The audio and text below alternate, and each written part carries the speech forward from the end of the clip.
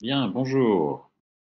Bienvenue pour ce nouveau webinaire Catenda et pour vous présenter aujourd'hui la connexion et l'intégration de BeamSync avec Navisworks par le biais d'un plugin. Je suis Julien Benoît, je suis responsable de l'équipe Customer Success chez Catenda pour les produits BeamSync notamment. Et je vais vous présenter pendant une vingtaine de minutes aujourd'hui euh, comment nous nous sommes intégrés dans Navisworks avec notre plugin, les fonctionnalités de ce plugin et les choses qui permettent de faciliter dans l'utilisation de Navisworks pour effectuer la coordination de vos modèles. Je le redirai plus tard, mais sachez que ces webinars sont enregistrés et sont disponibles sur notre chaîne YouTube pour le visionner éventuellement ultérieurement. Une semaine en anglais, la semaine d'après dans différentes langues, notamment français. Voilà, écoutez, je vais partager mon écran, je vais vous montrer en live comment ça se passe. Donc, voici. Je vais juste vérifier que tout marche bien. Je vais retourner sur le tableau de bord de mon projet et je vais vous juste remettre un peu de contexte. Je vais vous reparler très rapidement de BeamSync et ensuite on va passer dans Navisworks. Donc BeamSync, quand vous êtes utilisateur de BeamSync, vous arrivez sur votre tableau de bord et vous avez en fait trois grands domaines de travail dans BeamSync qui sont les modèles, et c'est l'hébergement en fait de vos maquettes numériques au format IFC, et c'est l'endroit où vous allez pouvoir activer notre viewer en ligne et vous allez pouvoir explorer vos modèles. Ensuite, vous voyez donc ce petit panneau là, voilà, je vais afficher tout le monde et je vais revenir à 0. Voilà, et donc il va me manquer un modèle, donc je peux sélectionner le dernier, le modèle de structure. Voilà, donc ça c'est la première partie, l'exploration des modèles, le navigateur, le viewer en ligne dans votre navigateur, dans l'interface. Deuxième grande partie du produit, c'est la partie documents. Et donc vous avez l'hébergement de documents dans BeamSync et la possibilité de relier ces documents à des objets, de consulter ces documents, y compris les formats maintenant type AutoCAD. Et puis vous pouvez désormais, depuis peu, vous pouvez commenter ces documents comme vous commentez vos modèles. Donc, il y a une fonctionnalité qui s'appelle les annotations, qui permet de faire de la revue de documents et de la notation de documents. Et tout ça, que ce soit les modèles ou les documents, sont regroupés et servent de base à la collaboration qui sont regroupés dans la partie sujet. Et donc ces sujets sont organisés sous forme de listes. Donc vous voyez ici que j'ai préparé différentes listes pour le projet de démo. Hein. C'est un projet de démo, donc forcément peut-être pas très réaliste, mais c'est très utile pour la démonstration. Et vous organisez vos sujets par domaine. Alors c'est libre, hein, vous pouvez organiser autant de listes de sujets que vous voulez et vous attribuez les droits donc à ces listes et ça vous permet d'organiser vraiment un très grand nombre de sujets sur la plateforme. Et quand vous avez un sujet qui est sur la base du standard BCF, vous pouvez voir qui l'a émis, quel est le type de sujet, s'il est en cours ou pas, quelle est la date échéance, et vous pouvez bien sûr reconstituer le point de vue dans votre viewer pour avoir le contexte dans lequel ce sujet a été émis. Et donc, l'objet de la présentation d'aujourd'hui, c'est de vous montrer comment, dans Navisworks, vous allez pouvoir consulter le même point de vue à partir d'un sujet dans le plugin BeamSync dans Navisworks, ou dans l'autre sens, créer un point de vue et créer un sujet depuis Navisworks que vous allez retrouver ensuite dans BeamSync. Donc, on va faire ces différentes manips-là. Et puis, je vais vous montrer également comment on peut gérer la détection de clash et comment on peut créer des sujets à partir des clashs que l'on va détecter dans Navisworks. Donc, je vais remettre le viewer comme ça, voilà. Et maintenant, on va passer sur la partie Navis. Donc, vous allez retrouver le même assemblage de modèles dans Navisworks, qui sont des modèles IFC. Donc, vous voyez, j'ai 3 modèles IFC dans mon fichier là. Je vais revenir à la récupération des modèles un peu plus tard. Et puis, quand vous aurez installé le plugin BeamSync pour Navisworks, vous vous retrouvez avec cet onglet BeamSync et puis un accès direct au site de BeamSync et le plugin qui est ici. Donc, pour la démo, je vais épingler ce panneau pour que vous puissiez bien voir. Comme dans tous les plugins que l'on va produire, il faut autoriser le plugin à se connecter à votre compte. Et donc, vous faites ça avec cette manip ici. Là, vous avez le petit bouton Login. Quand vous faites ça, vous allez avoir la page de connexion identifiant mot de passe qui apparaît.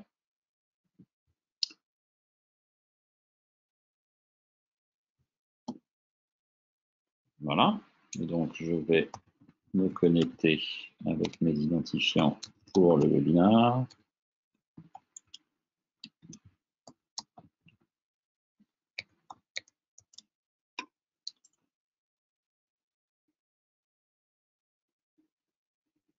Alors, je vais essayer de ne pas me tromper.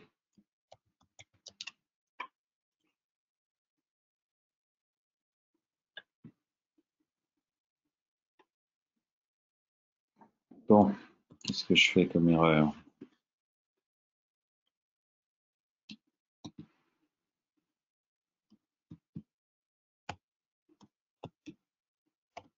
Ah, alors attendez, j'ai un problème avec mon clavier.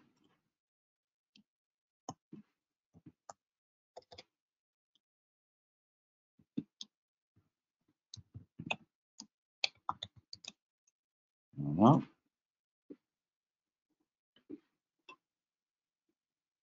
Et donc, vous voyez cette petite demande d'autorisation. Vous autorisez l'accès au plugin et donc le plugin va maintenant récupérer les informations sur votre compte et vous allez pouvoir après aller dans la partie Issue Board. Alors, toute l'interface n'est pas encore traduite, mais je pense que dans une prochaine version, on aura l'interface de traduite en français éventuellement. Donc ici, vous allez retrouver les projets sur lesquels vous avez accès. Et ensuite, dans l'onglet juste à côté, pardon, vous allez retrouver les différents listes de sujets auxquels vous avez accès ou qui sont disponibles dans votre projet. Et donc, vous allez retrouver à chaque fois, vous voyez, la liste des sujets en cours. Et quand vous double-cliquez sur un des sujets, vous changez d'onglet, en fait, vous passez au panneau Issue. Et ici, vous allez retrouver le titre, la date, éventuellement les étiquettes s'il y en a, et vous pouvez en ajouter, le type de sujet, et puis le point de vue en question. Et quand on clique sur cette petite prévisualisation, et ben vous avez vu qu'on reconstitue dans Navisworks le point de vue qui a été généré au départ dans BeamSync pour récupérer du contexte. Et comme ça, on peut commenter en retour, continuer la collaboration, passer éventuellement au sujet suivant. Voilà, donc là, je vais continuer ici. Et si je vais sur celui-ci, voilà. Vous voyez, donc ça, c'est du standard, on va dire. On retrouve dans Solibri, pardon, pas dans Solibri, mais dans Navisworks, les sujets que l'on a créés dans BeamSync. Et on peut également faire un sujet depuis Navisworks. Voilà, donc je vais faire un sujet, je vais zoomer sur une zone ici, par exemple. Et puis, voilà, comme ça. Et je vais faire donc un nouveau sujet. Je vais appeler ça test depuis Navis. Une date, éventuellement, je peux rajouter une étiquette, donc qui sont les étiquettes que l'on retrouve dans. Peut-être qu'elles ne sont pas disponibles ici. Non, voilà, je vais en faire celle-ci. Le type de sujet, c'est une observation, et je vais envoyer un soumettre. Voilà, ça a été créé. Donc, si je regarde le détail, vous allez retrouver le nom, la date, le label, le point de vue. Et donc, si tout va bien, quand je vais aller voir dans BeamSync, je vais retrouver dans le tableau de sujet, qui doit être revu archi si je ne me trompe pas, voilà, test depuis Navis. je retrouve le sujet avec son étiquette, ouvert, observation, la date, le point de vue. Et donc, quand je vais cliquer ici sur le point de vue dans le modèle, vous voyez que je récupère le modèle en question. Alors, ce qu'il faut faire, c'est charger ces modèles à l'avance et éventuellement les enregistrer comme étant liés à ce sujet-là. Et donc, vous reconstituez directement le point de vue comme ça dans BeamSync. Pour compléter ça, alors là, je vais retourner dans Navisworks. Donc, sur la partie sujet, il n'y a pas, voilà, après c'est du standard, hein, on peut manipuler les sujets, supprimer les plans de coupe dans Navisworks. Je vais juste vous préciser un peu comment récupérer vos modèles, parce que c'est souvent un sujet qui est un peu particulier ou pénible dans certains logiciels. Là, on a pu le faire dans Navisworks. On a intégré la capacité de récupérer vos modèles IFC depuis BeamSync sur votre machine, parce qu'il faut avoir les fichiers en local pour utiliser Navisworks avec les IFC que l'on fournit. Donc, ce qu'il faut vérifier, c'est que dans Settings, vous voyez, Download Path, qui est l'endroit où vous allez télécharger les IFC depuis la plateforme BeamSync. Et dans la partie modèle, vous avez les commandes pour le faire. Donc, vous retrouvez ici les 4 modèles qui sont présents dans votre projet BeamSync. Donc, vous pouvez les télécharger. Donc là, ils sont déjà là, donc je ne le fais pas pour la manip, mais on peut les télécharger sur votre machine. Vous allez pouvoir ouvrir un des modèles et puis ensuite, vous allez pouvoir ajouter à ce premier modèle les autres modèles qui auront été téléchargés. Ainsi, ça vous facilite le travail de récupérer vos fichiers IFC depuis la plateforme. Alors, pour la dernière partie de la dernière fonctionnalité qui concerne la gestion des clashes et la création de sujets à partir des clashes, ce que je vais faire, c'est que je vais vous montrer d'abord le clash détective et faire un petit essai de ce qui a été fait auparavant. Donc là, j'ai un test qui a été fait sur le premier niveau. Et donc, si je regarde les résultats, c'est une sélection entre des murs intérieurs et puis des canalisations. Et quand je regarde le résultat, forcément, j'ai quelques clashs parce que je n'ai pas encore de réservation dans mon modèle. Et donc, vous voyez, je peux naviguer dans Navis. On circule comme ça au travers de ces clashs. Une bonne pratique, c'est de regrouper les clashs par objet ou avec un plugin qui vous permet de regrouper ces clashs de manière un peu plus intelligente ou un peu plus fine, on va dire. Donc, par exemple, ici, clash 25, je vais aller voir l'élément qui est ici et je vais regrouper, je vais créer un groupe de clash, voilà, à partir de cet élément-là. Et vous voyez que j'en ai 2, en fait, sur ce mur. Donc, je vais renommer le groupe,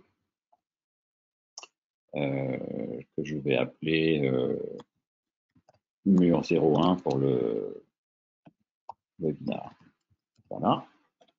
Et donc, je viens de créer un groupe qui regroupe deux clashs, dans ce cas-là, dans mon clash détective Navisworks. Et donc, maintenant, quand je vais retourner dans le plugin, alors il faut que je remette un petit peu à jour, voilà, il faut que une petite synchronisation. Voilà, donc là, vous voyez qu'on récupère la liste dans cet onglet Clashes. On récupère la liste de tous les clashs qui ont été détectés dans ce test. Si vous avez plusieurs tests, vous allez regrouper ici la liste de tous vos tests. J'en ai qu'un ici dans cette démo. Et ensuite, on retrouve tous les clashs qui ne sont pas regroupés et puis tous les groupes de clash. Et donc là, je vais prendre mon groupe de clash mur 01 webinar. Je vais sélectionner ici les 2 clashs associés. Je vais mettre un nouveau, voilà, on va faire mur 01 et donc ça concerne l'archi et fluide.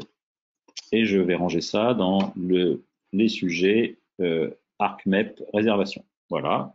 Et à partir de ça, je vais faire créer un nouveau sujet. Et donc maintenant, si je vais dans les sujets, je vais retrouver ArcMap mur 01, type réservation, je peux rajouter des statuts, enfin voilà, je peux rajouter des étiquettes, je peux mettre une description. Et puis, vous voyez que j'ai enregistré 2 points de vue avec les objets. Et donc maintenant, si je retourne dans BeamSync, si tout va bien, normalement, j'ai récupéré la même chose Alors, je vais fermer le viewer. Je vais aller voir dans Arc MEP réservation. Et vous voyez ici que j'ai récupéré un sujet contenant ce que j'ai mis exactement dans Navisworks. Et puis, je vais pouvoir recréer la vue. Voilà, dans BeamSync, vous retrouvez exactement le même point de vue, le même modèle. Alors, selon les cas, voilà, vous voyez que même si la capture d'écran dans Navis concerne les 3 objets, le mur et les 2 canalisations, on va dire, j'ai 2 points de vue parce que 2 objets différents. Et donc, vous voyez ici, premier point de vue, ça concerne cette gaine rectangulaire, et deuxième point de vue, ça concerne ce tuyau. Et vous voyez à côté, de toute façon, les objets non, ne sont pas associés directement, mais sont enregistrés quelque part. Voilà. Et donc, ensuite, on peut continuer la collaboration autour de ces clashs dans une réunion de coordination autour de BeamSync, et puis semaine suivante, mettre à jour les clashs, etc., etc. Donc voilà, il n'y a pas plus de choses que ça, c'est déjà pas mal. Donc je récapitule, accès à vos projets, accès à vos listes de sujets dans vos projets, le détail des sujets dans l'onglet Issue, la gestion des clashs et la création de sujets à partir des clashs, la récupération de vos modèles sur votre machine, et puis les réglages pour dire vous connecter à votre compte d'abord et dire où est-ce que vous allez enregistrer ces fichiers IFC. Voilà pour cette présentation. Ce que je vais, pour conclure, je vais vous rappeler une chose, c'est où récupérer pour le moment le plugin. Alors, je vais retourner voilà, sur BeamSync. Aujourd'hui, nous avons soumis ce plugin sur l'Autodesk App Store, mais comme vous le savez sûrement, c'est l'époque où tous les éditeurs de plugins soumettent leur nouvelle version, puisque c'est la nouvelle version des produits Autodesk pour la version 2022. Et donc, il y a un peu d'attente. Hein. Ça prend du temps parce que voilà, ils font chaque chose en son temps. Donc, on est dans la queue. Et donc, ce que je vous propose pour récupérer le plugin en attendant qu'il soit sur l'App Store, c'est d'aller voir dans votre interface BeamSync. Vous avez eu à voir un petit mot, mais vous pouvez aussi faire une recherche. Et si vous allez dans le moteur de recherche ici et vous tapez Navisworks, vous allez trouver un article sur les nouvelles fonctionnalités qui s'appelle BeamSync Navisworks Plugin. Et dans cet article, vous allez trouver un lien de téléchargement, provisoire bien sûr, puisque le but c'est de l'avoir sur l'Autodesk App Store. Mais en attendant, vous pouvez le récupérer par ici, depuis l'interface. Et éventuellement, si vous n'arrivez pas à le trouver, vous nous contactez directement.